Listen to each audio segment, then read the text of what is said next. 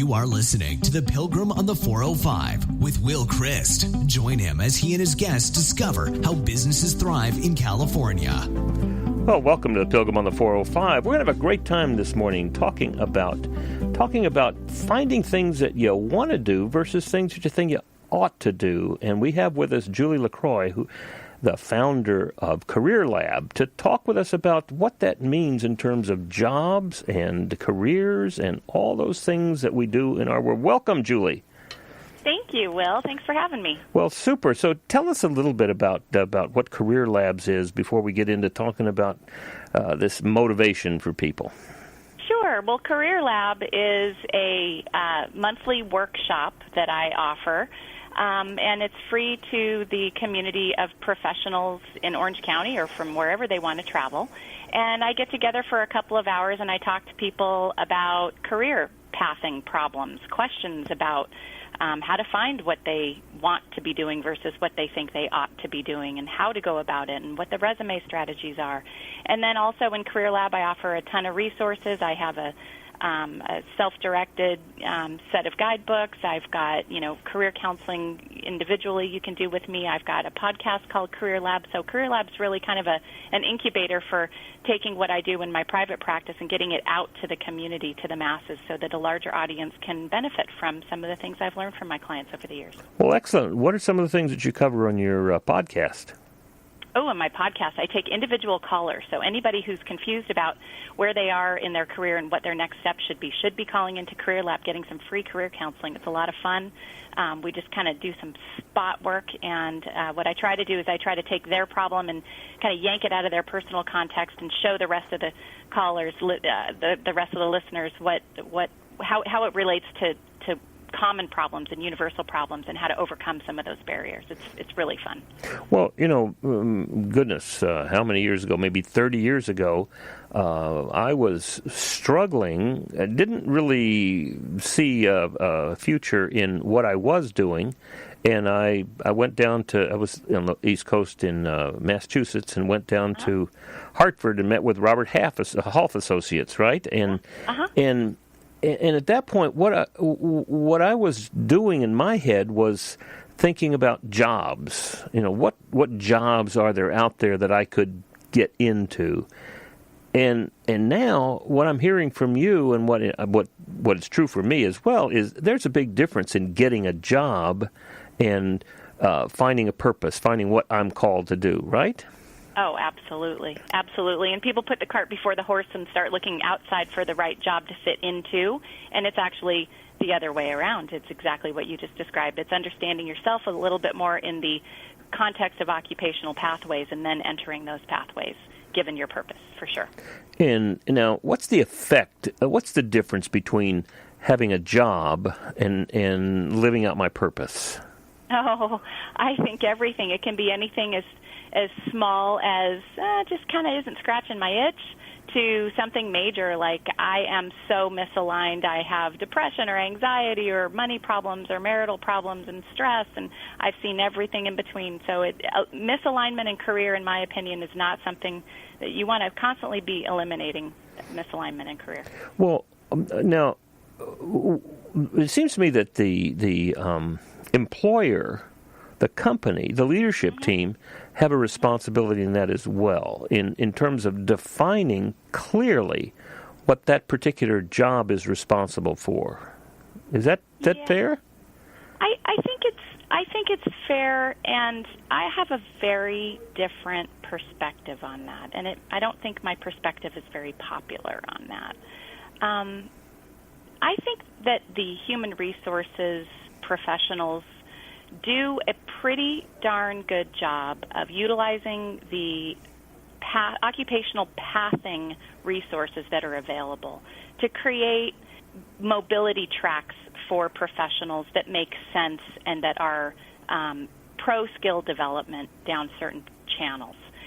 They can only do so much, though. The responsibility, where I have a little bit of a different perspective, is I believe that the companies, for the most part, are doing what they should or what they could be doing, and the responsibility lies on the individual to seek out career counseling or go visit your college career counseling center if you're still in school, or take some online assessments, or read some good books, or come to a career lab, or listen to a show like this to really learn how to introspect about what parts and pieces of your own personal self in the areas of what work is to you, what leisure activities are to you, and what academic interests are to you, and figure out a way to create a collective purpose and build a skill set in that direction. So I kind of think that companies do a great job. It's people that don't. They think that the responsibility lies on something outside of them, and I don't believe that. I believe in free will and capitalism, and we got to figure it out for ourselves. Well, one of the things that I help companies do is as we create what we call an accountability chart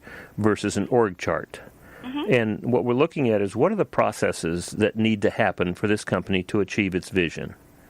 Mm-hmm. And then once we have that set of seats or boxes, then we want to, I want them to put in 5 to 7 things that box is responsible for achieving the results. Then, now, no names. These are only, no people in it yet. This is just this box, this seat, and this set of roles. Mm-hmm. Then what we want to do is ask 3 things if somebody wants to be in that seat. We want to know, well, and before we even talk about the seat, we want to know, do they fit the company values? Mm-hmm. Do you agree with the company value? That's a huge qualifier or disqualifier. So, assuming they they agree with the company values, then do they get where the company's going? They understand what we're trying to do here. They understand the vision, our target, what we're trying to accomplish. And then, do they really want to do this job? Do they bounce out of bed in the morning wanting to do it? Mm-hmm. And then, do they have the capacity, the God-given capability for doing this job? And it's only if they fit those 3 qualifiers that the company should allow them into that seat. Does that make sense to you? Absolutely. Absolutely. And I think that's a really, really great order of creating a method for seating the right candidate. Imagine a perfect scenario, Will, where that company had that wonderful method that you just described, and the individual had gone through a similar method from this side, where they had done some self-evaluation about what their core skill set potential is in the first place. Are they more of a people person, relationships and interpersonal dynamics, collaboration, teamwork? Are they just more of a communicator? Are they more of a data and organization person? Are they more of a working with things person? Are they more of an ideas person? Just in general, which of those 4 buckets would a person generally fit in if they were to have to develop skills, and then come with some idea of how they can add value given that potential skill set. If they could just do that basic shaping and come to the format that you just laid out, I think that you would have a wonderful opportunity for somebody at that company who has interviewed the candidate to figure out if that's the right job, or maybe there's a job closely related in the company that they would fit into if they like the person's value set and if the person aligns from a values perspective. From career pathing on the individual side, on the candidate side, values are often a primary decision maker for people, but they shouldn't be, in my opinion. They should be when you get to be older, when you get to be more mature, when you have your skill set already built. A younger person and a mid-level person should be moving forward with a of what work they're interested in and what skills they're building, because that's what optimizes a worker, is building skills in an area that they're incredibly interested and engaged in. So then from the worker standpoint, then the value system comes into play. So if you can get a candidate who is aligned in career from, I know what I want to do because I'm interested in it, and I know what I'm good at because this is my skill potential, and then they walk into that interview, I think you've got a match. Yeah. Well, at least you have the ability to make an honest, clear, transparent, effective decision. Right. Right. That's the thing, is that a lot of people who haven't done the introspection, they're not sure what to say or how to say it, or they think they're going to say the right. There is no wrong answer. It's the you answer. That's what you need to present in an interview. Do the work and tell them who you are and how you can help. Well, what I've said to people, now I've worked, I'm certainly not a professional in this field, but when I work with people at the Salvation Army Rehabilitation Center, as we are helping them, this is a working wardrobes program, as we're helping them move forward back into the marketplace. What I ask them to do is, rather than come in and wait for somebody to ask me questions, begin by asking them questions. I mean, what do you want to accomplish in this job? And really what I'm doing is asking them to see if they can tease out what are the 5 or 7 roles and responsibilities that this particular position has. What is it that looks like success to you? What do I have to accomplish for you to feel like you had gotten what you wanted? Because then we're really hearing from the interviewer what the job is about. Right. And you hear how they perceive it. Yes. And that's the key.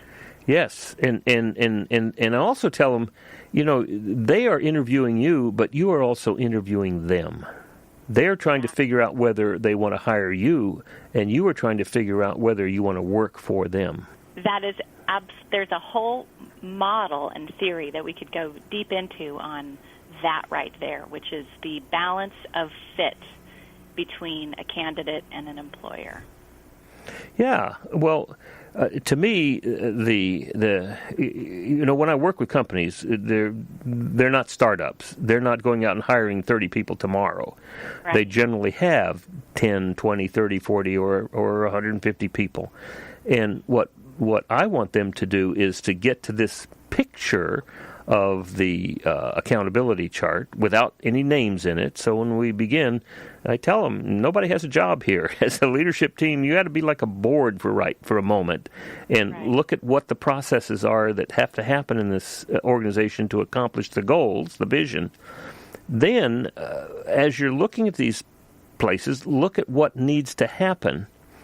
And now, as we begin to put names in it from the people that are there, we're asking ourselves, we use a very simple tool called a people analyzer to, do they fit the values? And if they don't, that doesn't mean that they're out. That means that we have a conversation about how do we help you if you want to. If you want to become these, want to exhibit these kind of values, how can we go about doing that and helping them to develop that? And if they don't, then we can help them. What I tend to say is make them available to the industry. Mm-hmm. But, first, do you fit the values? And then let's look at the position that you're in right now. Do you get it? Do you want it? And do you have the capacity for that? And that becomes a process, a conversation. Quarterly reviews have to do with, are you happy with what you're doing? Are you doing what you want to be doing? And are you fulfilling the requirements of the position? And since they're laid out, there's no surprises. Right, exactly. And a leadership team who's been trained, and it sounds like you trained them well, to have these conversations in a non-confrontational, non-intimidating way can really lead to some growth and development of the individual to reflect on what work activities they've been assigned that they do enjoy the most or don't enjoy the most, because sometimes we're really good at something, but we don't necessarily enjoy it, and that can lead to a feeling of burning out, whereas sometimes we're maybe slightly influenced or slightly given a tiny opportunity to do something, but you realize, wow, if that were my job, I'd really enjoy that. And the chance for, in a performance review, for an employee to really speak up and speak globally about their experiences over the last 6 or 12 months is a wonderful opportunity for management to kind of take an X-ray of what the developing skill set is for that individual and pass them along. Well, and what the process that I not hope, but I see happening in the conversations I have with business owners and leadership teams is it moves from a top down, this is what you have to do, right, to tell me, here's the vision, here's what the company wants to do, here's where we as a leadership team are leading the company. What part of that do you want to be part of?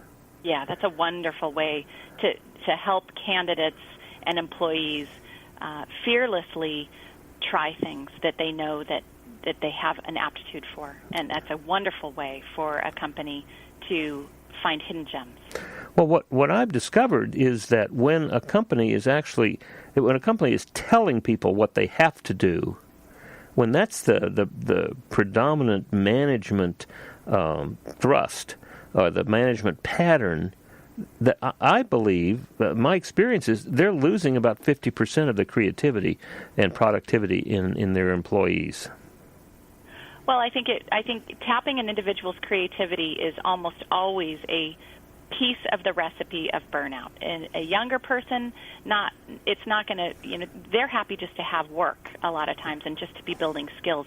A mid-career person can hit a plateau, and sometimes it's simply, I've built a skill set that I'm very proud of. I've got 10 years under my belt, but I feel like my creativity is thwarted a little bit. And then, later in career, in your 40s and even 50s, if you haven't been able to express yourself creatively, you get that is absolutely, you stop, you drop your pencil, and you look at the person and you ask them, how could you be creative if you were given a chance? And that's always the doorway out. Well, is creativity, what's the relation of creativity to what I want?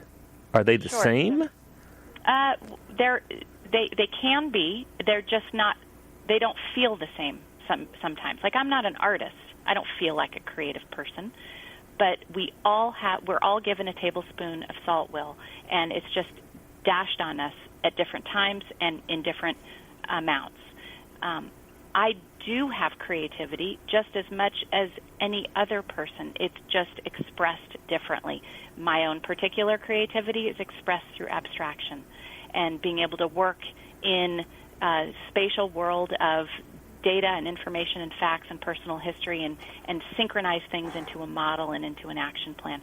It's not necessarily something that comes out on paper. I'm not that good at drawing, and I don't have good, I just don't have good hand-eye coordination for art and sculpting and things like that. I'm a good writer, but again, more on a technical side, taking an abstract idea and synthesizing it, condensing it into something. So it doesn't look like art and creativity, but it is creative, and it makes me feel creative. And so I think that there's a bit of a stigma associated with the words art and creativity, because we assume wrongly that means we have to produce something beautiful. And beauty is in the eye of the beholder, and is actually, when you're looking at a person's creativity, beauty is in the eye of the person creating.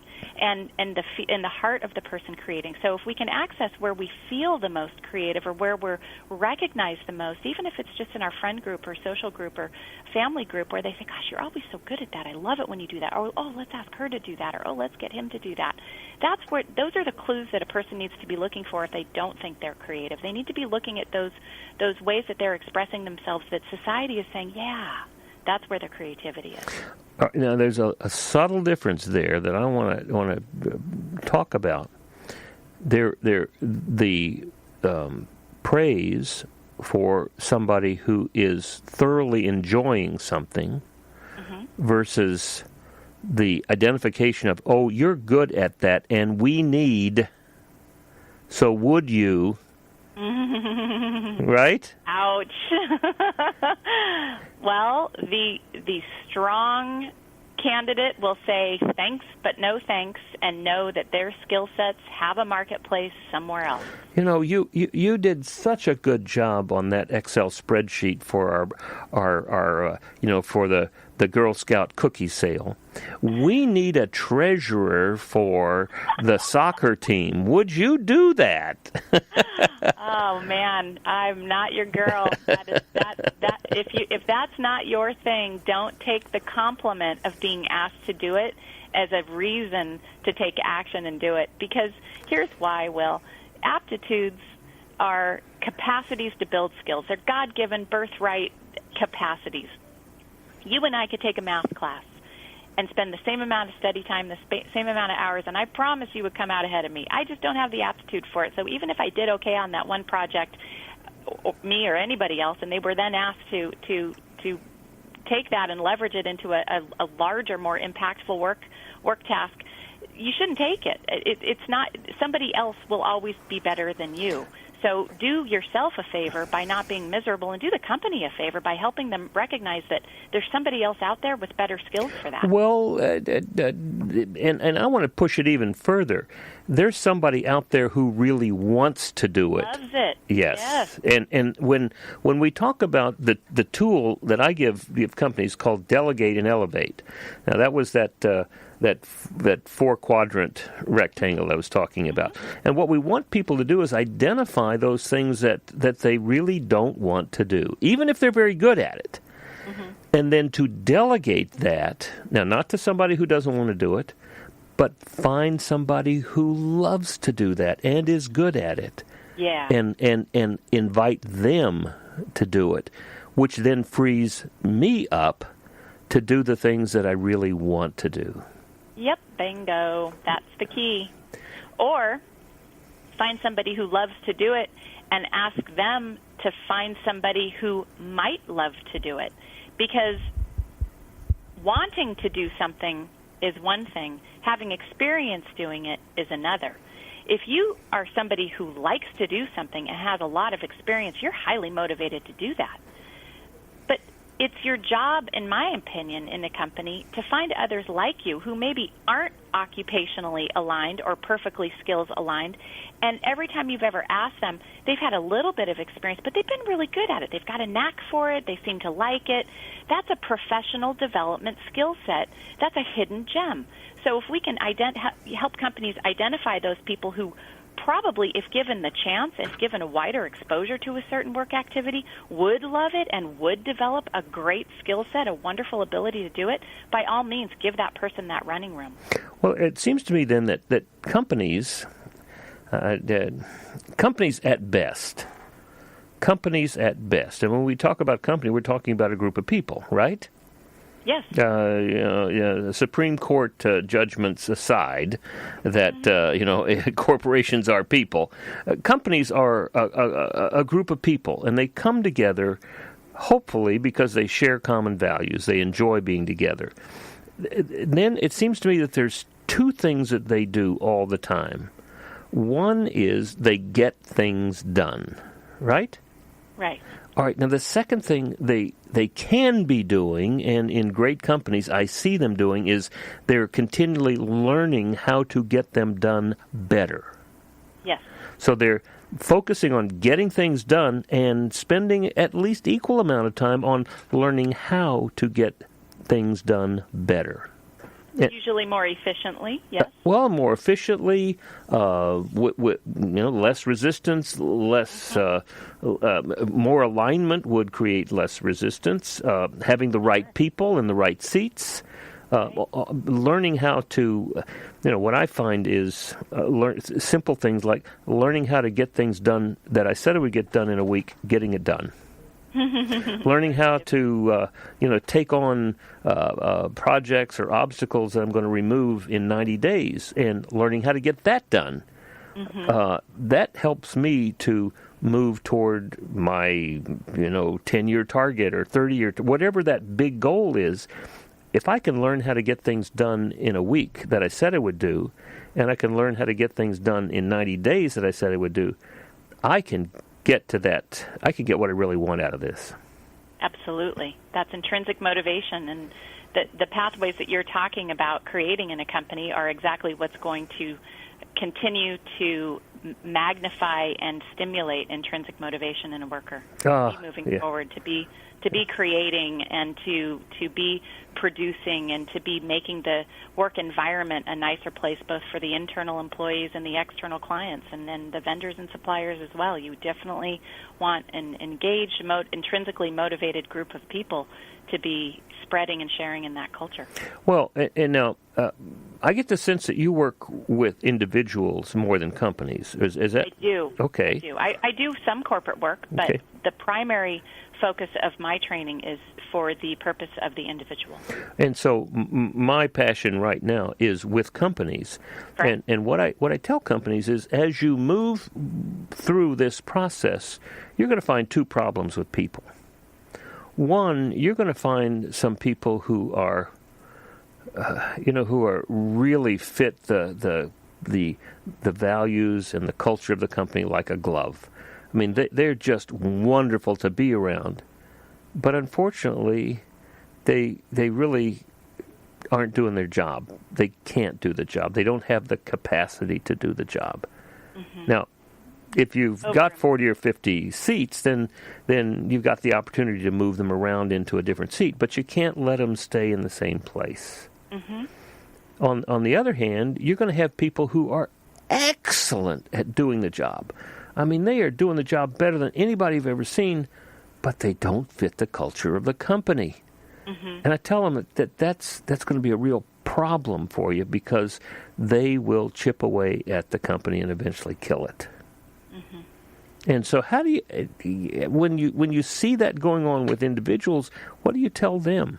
Well, those are two different career problems. The first one is a skills misalignment, and the second one is a work style misalignment, or a values misalignment, as you're calling it.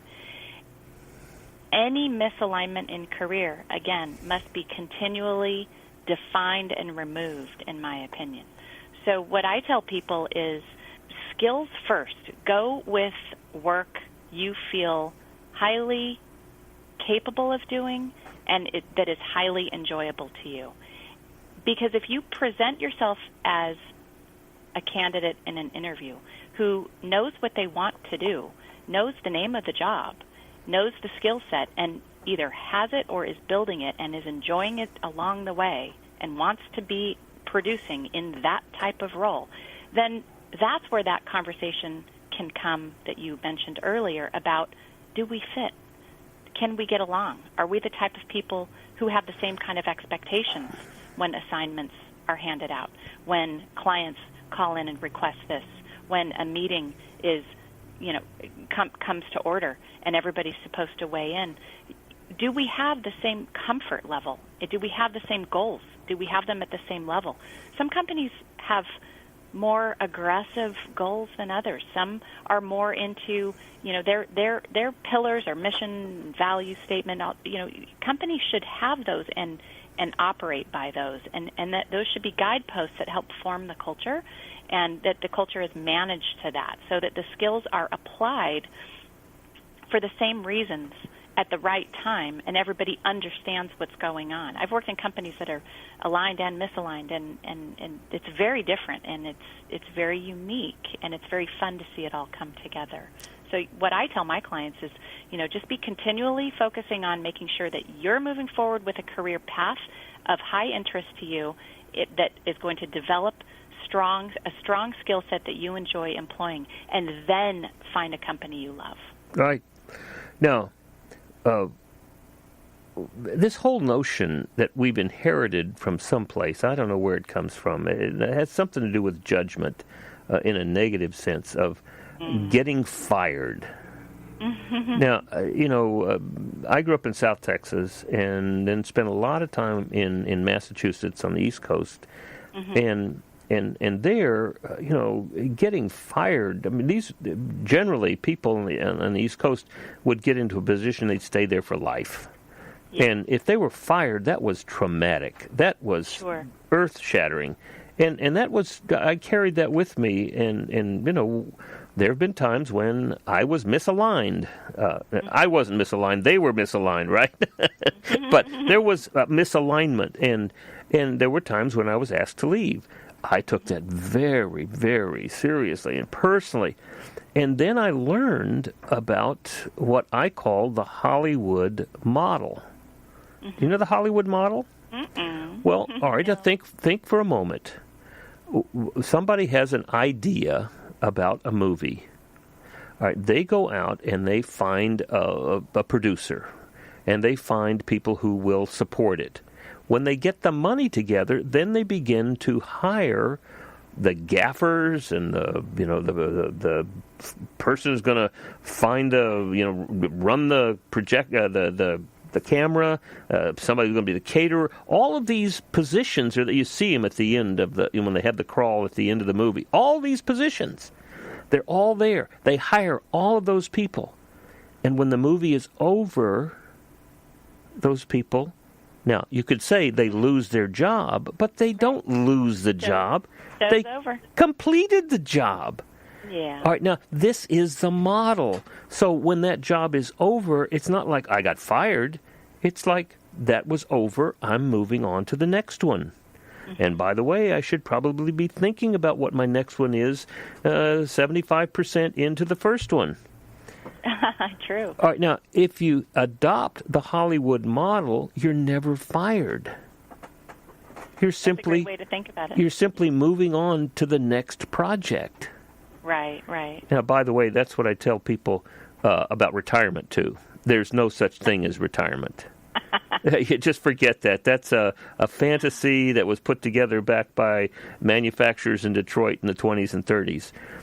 There's no retirement. In my field would agree with you wholeheartedly that we go back to the beginning and we start the cycle all over again of exploring what we want to do with our souls and establishing what we want to do with our souls, but just in a non-work context. Well, it's like there's you got two choices. It's either what's my next project or death, right? I mean, because the universe is very efficient and highly productive.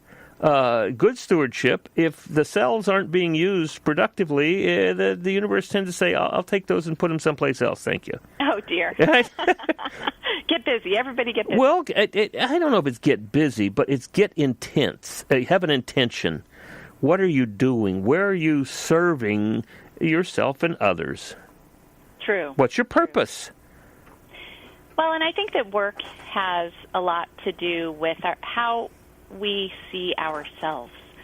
In your earlier example of the stereotypical gentleman who's worked for 20 years in a company and is fired and it's a traumatic experience, the hierarchy of needs have very much been fulfilled by his work environment, and his work environment and his status at work becomes a very big part of how he sees himself, his own identity. There are a lot of people out there who know they have to work, but they don't see themselves as a worker. They see themselves as a member of their family and their friends, and they like these other activities. They go to concerts, and they have volunteer work that they do, and they just work but their identity is made up of more of their social and familial interactions. Work is a component of their identity. In your example, it's the opposite extreme, where work is a significant component of the whole identity of self. And when we have any shift in our identity, we have a loss.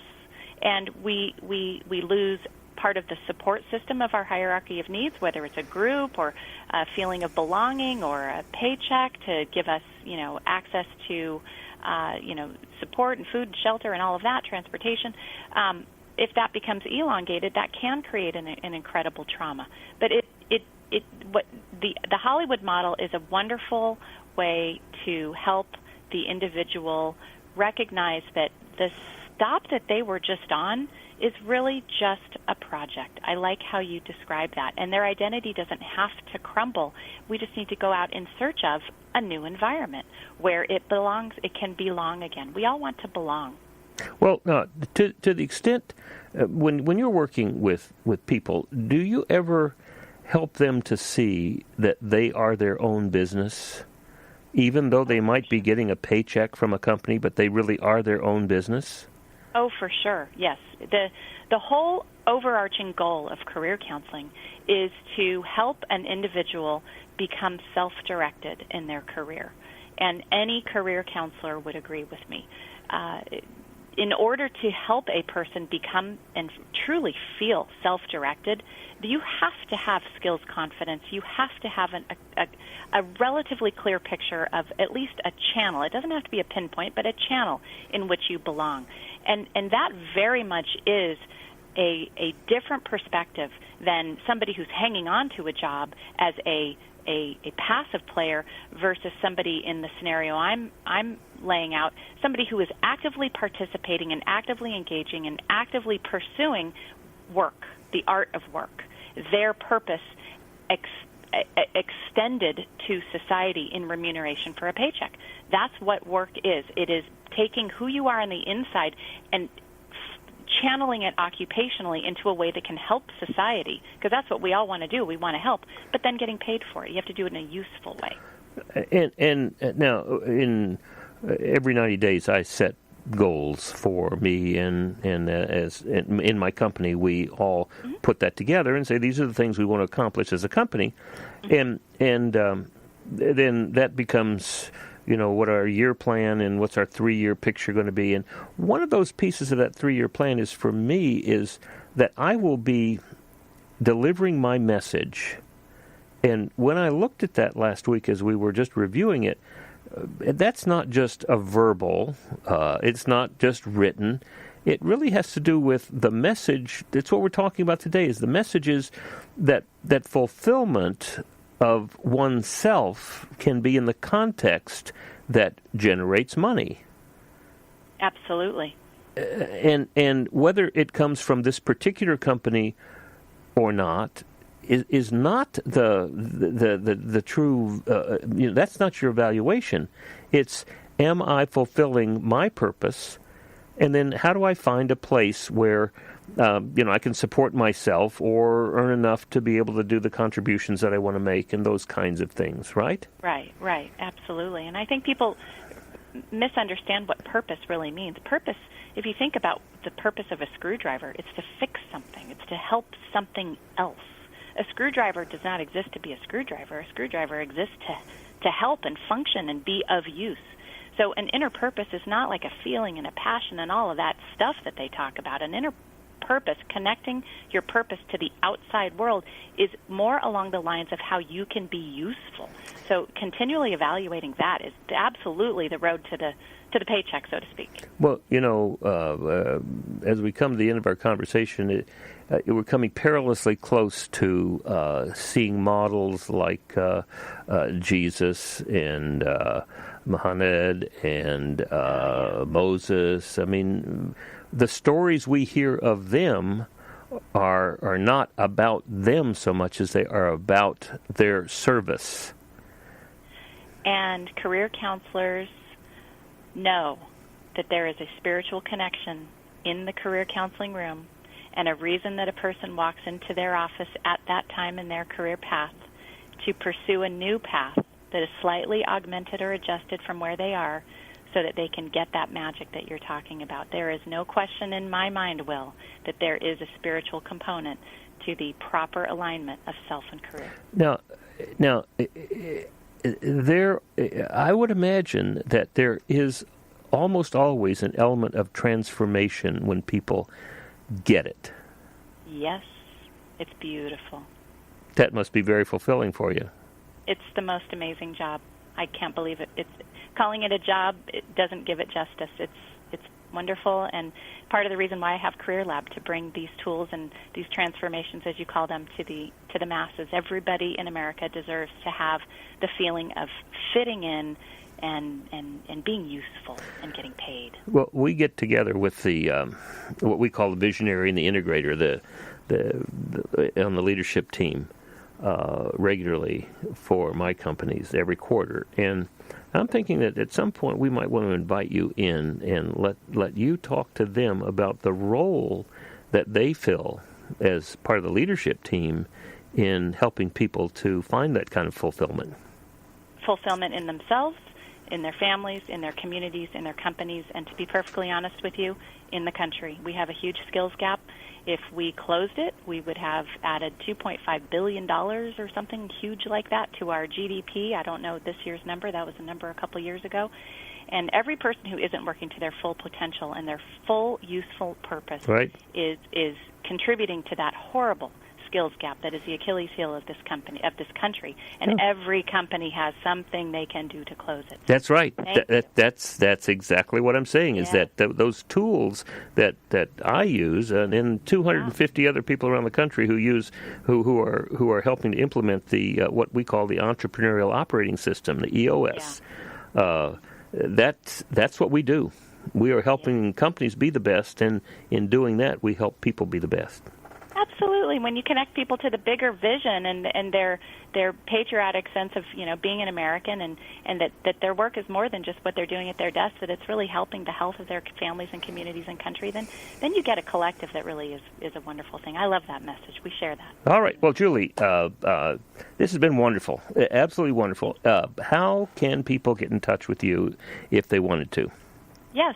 Well, please hit my website, www.careerlabnow.com. You can find out the next Career Lab meetings. You can register to be a caller on my podcast, Career Lab. You can download some wonderful resources that are handwritten by me, tons of samples and examples and different ways to think about career very inexpensively. You can ask me a question. So thank you for the opportunity to be on your show today, Will. Excellent. Well, thank you. And so it's www.careerlab.now. Careerlabnow.com. Oh, careerlabnow.com. Correct. Excellent. Or Career Lab on iTunes. Yep. All right. Super. Thank you so much. And this has been another example of how businesses and people thrive in California. You've been listening to The Pilgrim on the 405 with Will Christ.